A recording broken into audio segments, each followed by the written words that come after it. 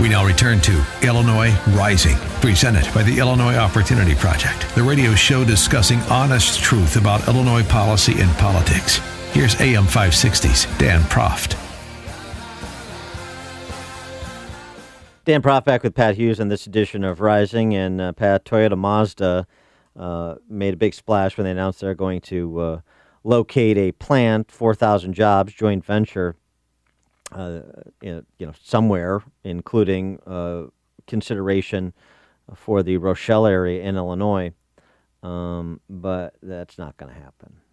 That's not going to happen. Did they take a look at Illinois? Is that the deal? Did they pull the curtain back and realize, whoa, this isn't good? Well, I mean, again, the majority of states now in America are right-to-work states, and it turns out those are more attractive for big manufacturers. By the way, we are businesses generally. We are surrounded by right-to-work states. Right. Literally, we're like the non-right-to-work desert in the middle of the donuts. Right. That's right. It's a lot of mixed metaphors I just gave you. And we've also here, So this is an issue, and we've lost big manufacturers before to neighboring states. There was another auto assembly plant a few years back that went to Indiana rather than coming to the Danville area.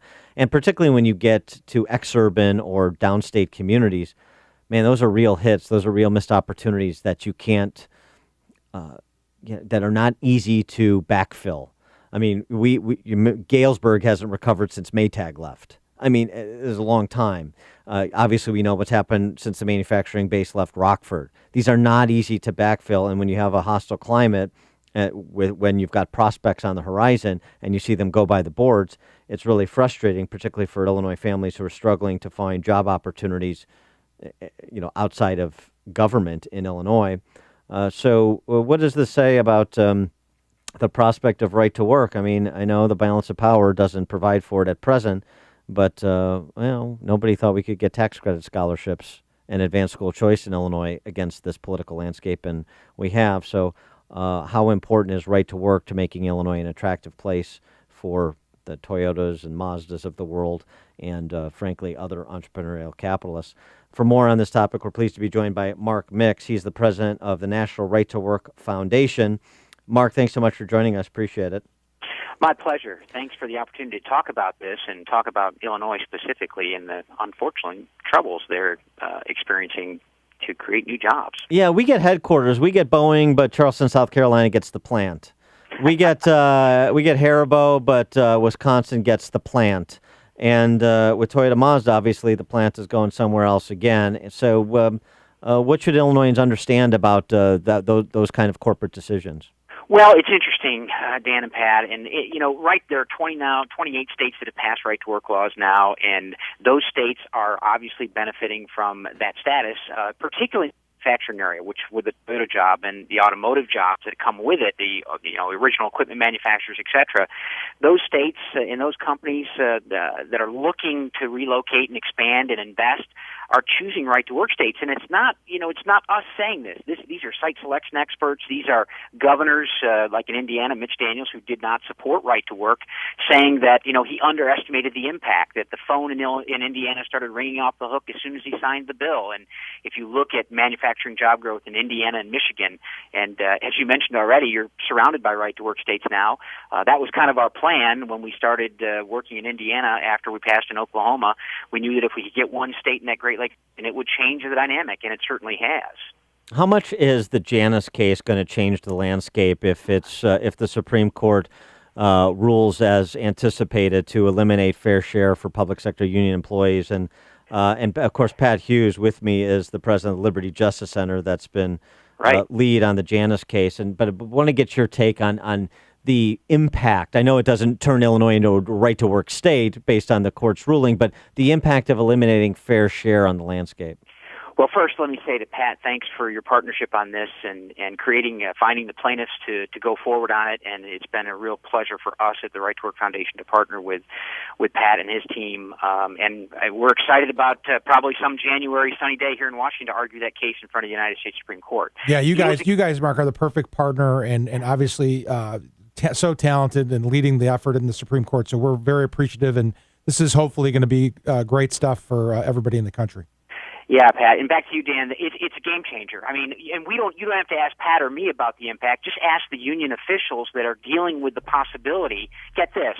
Of giving the employees they claim to represent a chance to say yes or no to being forced to pay fees to them. I mean, they're talking about budget hits of 30, 40, 50%. They're talking about changing their entire business model because they will now have to go out and sell a product to workers they say, oh yeah, we're their representatives and we're doing all this great stuff for them. Well, the fact is, if workers are given the choice, they may walk away. They may stay, they may walk away, but it will be their choice. And politically, I think in Illinois, of the one thing you could do in Illinois, I mean, obviously passing a right-to-work law would help for the private sector, but in the government sector, that would be a game changer there. And it's no surprise to any of us that Illinois is kind of the center of this attention right now. The case going back to Harris v. Quinn back in 2014 that we won on behalf of home health care providers. Yeah, sure. The case Janus now coming out of there, a case Riffey versus Rauner that unfortunately we got a little setback on the other day regarding how you would remunerate the folks that had this money taken from them unconstitutionally. But Illinois is ground zero for this, and I think it's a game changer. How do we do this politically, though, right? So obviously on the public sector side, the courts and the Supreme Court in Janus, we anticipate is going to be very, very helpful because of the constitutional rights of Mark Janus and others that are being violated.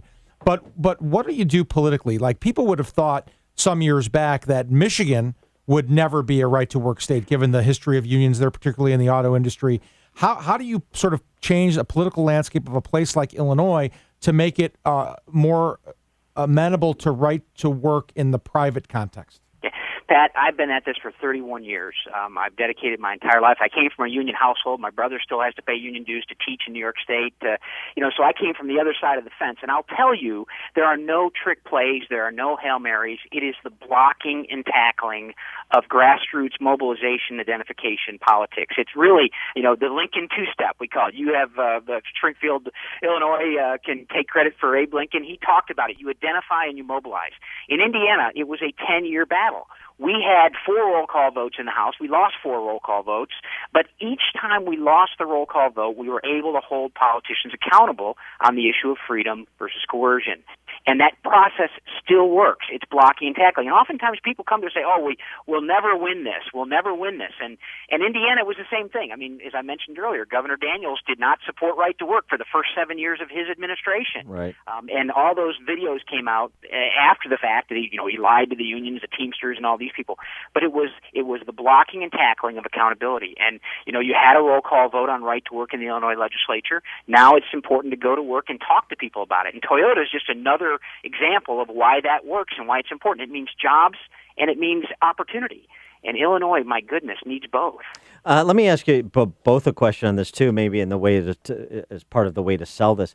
The implications if the public sector unions were diminished in terms of their membership by workers making choices, as happened with the Wisconsin Education Association after Walker's budget repair bill, and you're talking, Mark, about declines in revenue and, by extension, membership by 30 and 40%. Those are significant. So that reduces their political clout. It reduces the resources they can use to buy off politicians in Illinois, and it could shake loose and force them to be more reasonable opportunities on big issues that are seemingly intractable in Illinois, like, for example, public sector pension reform. Maybe if they're a bit diminished and they don't have the same bandwidth politically, they're more likely to be reasonable and start talking substantively about prospective public sector pension reforms that salvage pension systems that are otherwise death spiraling.